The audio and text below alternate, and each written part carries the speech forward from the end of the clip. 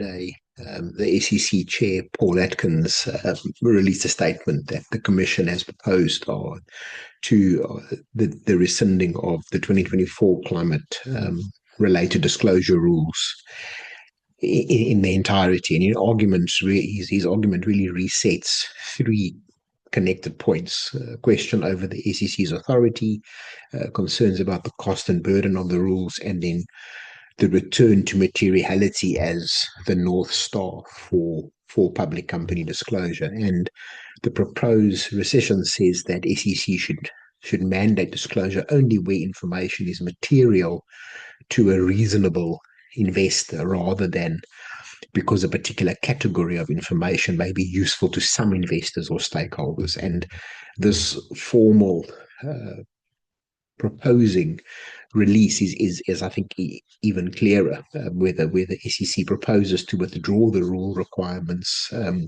where registrants to prove climate related information in annual reports and registration statements, arguing that the 2024 rule were too prescriptive and applied too broadly across public companies.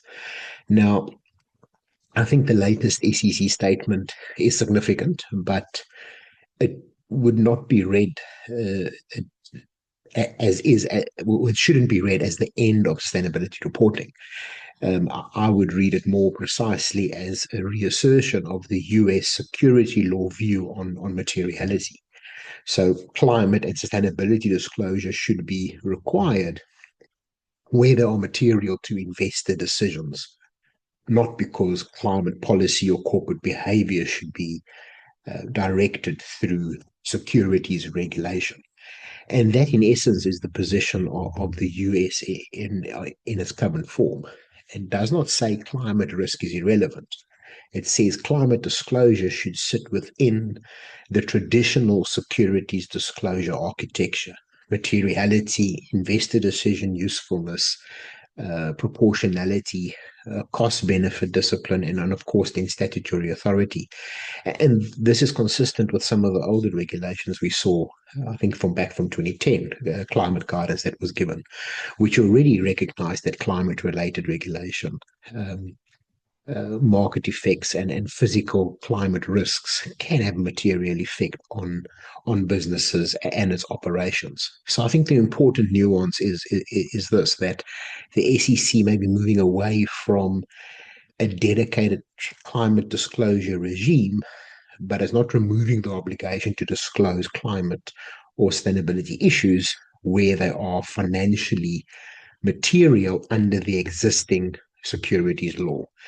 And I think this is also where, from what we've looked at, from the program perspective, we saw the emphasis that sustainability reporting is not simply ESG storytelling. It's reporting of strategies, of policies, of practices, of performance, of impact, risk, and opportunities. And we also make it clear that the key distinction between the outside-in view, where sustainability issues affect the company, and the inside-out view, where the company affects society and the environment. And I think we sort of cover that this distinction is contentious, because some frameworks such as ISSB focus primarily on risk and opportunity to enterprise value, while others such as the EU approach include company impact as well. And I think this is exactly the fault line the SEC statement really exposes. The US approach is now pulling hard towards the single financial materiality. This aligns, at least conceptually, with ISSB investor-oriented logic. What we saw, if we look at IFRS, S1 requires disclosure of material information about sustainability-related risks and opportunities. And of course, this could reasonably affect cash flows, access to finance, and cost of capital over the short and medium term. And then it also explains, we also looked at that ISSB standards are designed for investors and therefore take a financial materiality approach, in contrast to that of GRI and ESRS, which incorporate wider stakeholders and an impact perspective. But I think this is an important difference between the SEC and the ISSB position. The ISSB is not anti-sustainability disclosure. It's trying to build a global baseline for sustainability-related financial disclosure. And as we see, the ISSB consolidates TCFD, SASB, and integrated reporting principles to create this common language for investors, while also recognizing that entities may need to comply with broader jurisdiction specific standards such as GRI and ESRS. So, in other words, ISSB says start with financial materiality, sustainability information, make it comparable, connect it to the financial statements, and then allow other regimes to add broader impact disclosures to it. The EU's position is slightly different. The EU's CSRD, ESRS architecture is built around double materiality. So, how sustainability matters affect the company, how the company affects people and the environment.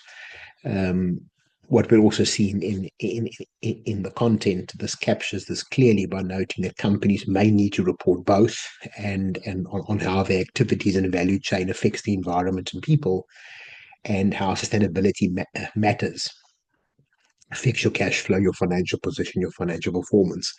And that broader lens is not merely a reporting reference, it reflects a regulatory philosophy that capital markets, corporate accountability, and the societal transition are also connecting. So what we're seeing is not convergence around one definition of materiality. We're seeing convergence around the importance of materiality, but a divergence around whose decision and whose impact matters. So from a board perspective, I think the danger is to treat the SEC move as permission to slow down. This would definitely be a mistake. Many listed and global companies still faced investor demands, the California style level or statement level pressure, lender requirements, customer supply chains, the EU CSRD, and obviously ISSB adoption in some other jurisdiction, rating agency scrutinies, and assurance expectations. So the SEC proposed recession may reduce one federal compliance burden, but it doesn't remove the commercial, the capital market, the value chain, the governance logic of sustainability disclosure. I think it's also good to note that it doesn't remove litigation or greenwashing risk. And I think this is a point that also comes through strongly. Governance and sustainability reporting is about accurate, reliable, and strategy aligned ESG data supported by oversight, controls, compliance, and investor confidence. And I think the lesson for board is that even where regulation retreats, expectation doesn't necessarily disappear. So if a company makes climate claims, transition claims, resilience claims, net zero claims, capital allocation claims, those claims must be supported by data, controls, accountability, and evidence. So my view is that the SEC statement may actually sharpen the discipline of sustainability reporting and pushes companies to ask harder questions.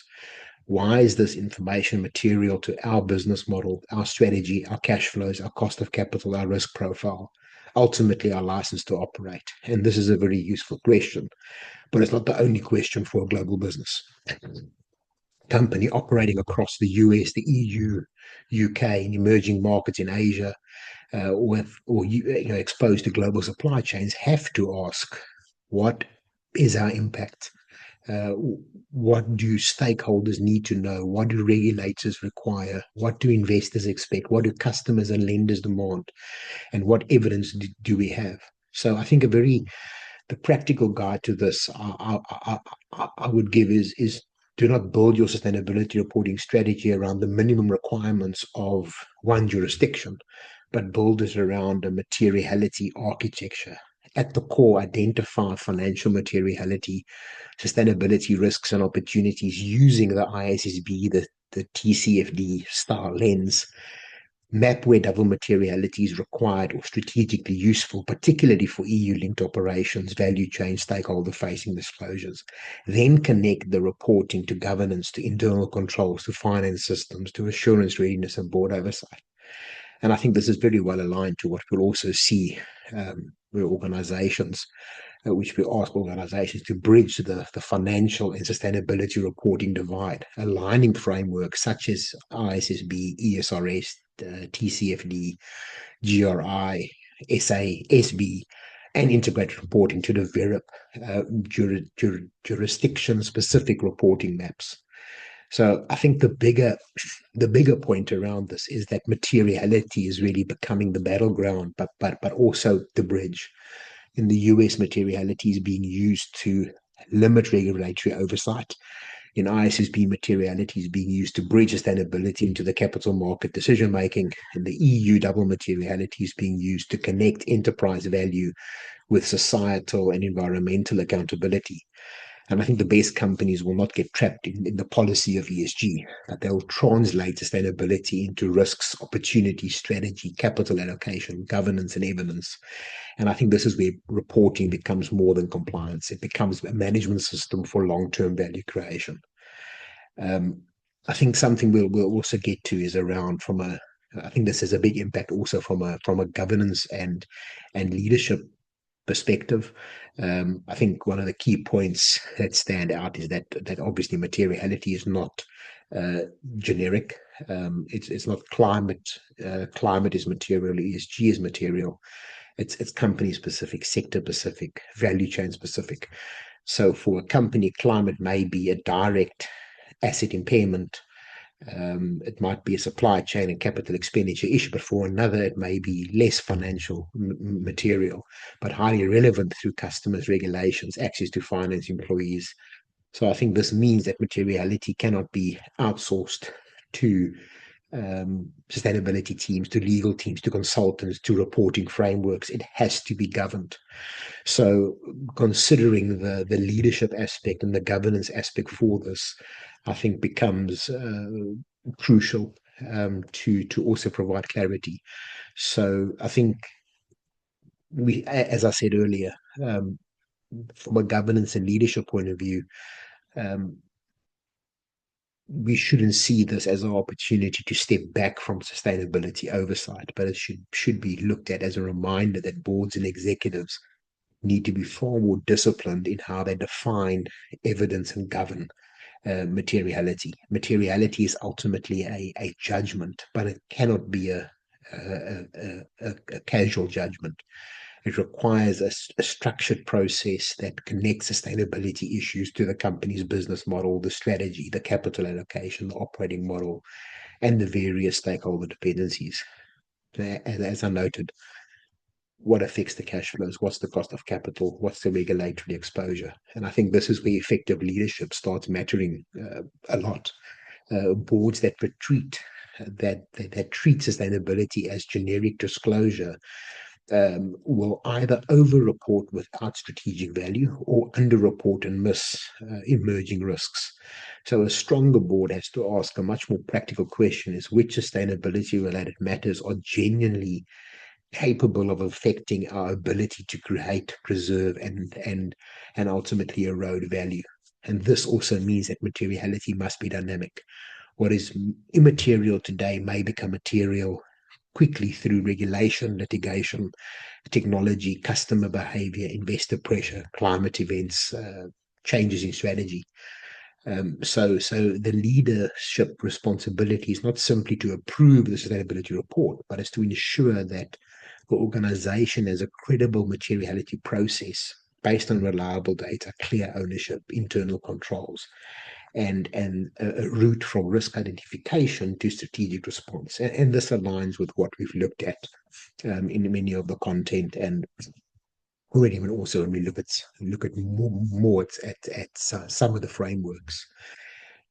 And I think this is also where, and that's something we touched on, but where the risk and opportunity needs to be held very together. Too often materiality is framed as only risk, climate risk, regulatory risk, litigation, reputational risk. But I think good leaders also ask where sustainability can create opportunity, new products, operational efficiency, cheaper customer, or cheaper capital, customer retention. And we've already framed this quite well.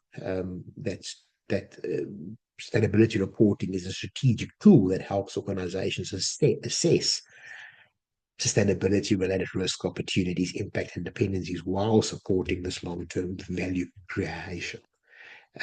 So in a sense, the board's role is not to become just focus on technical or just be experts on ESG metrics, but ask better questions around sustainability matters for how sustainability matters or financial material to this business, and what evidence supports that judgment. How does it connect back to the enterprise management process, and what are the opportunities, not just compliance obligations, that it places on the organization. So I think the SEC's latest position, I think, reinforces the view that security disclosure should be anchored in investor materiality, but effective governance requires more than asking what's the minimum disclosure required. It requires asking what does the board need to understand to govern the business responsibly, allocate capital wisely, and protect long-term value. And this is the bridge between compliance and leadership.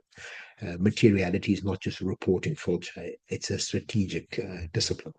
Well, as this is hot off the press, hope you find some of these musings valuable.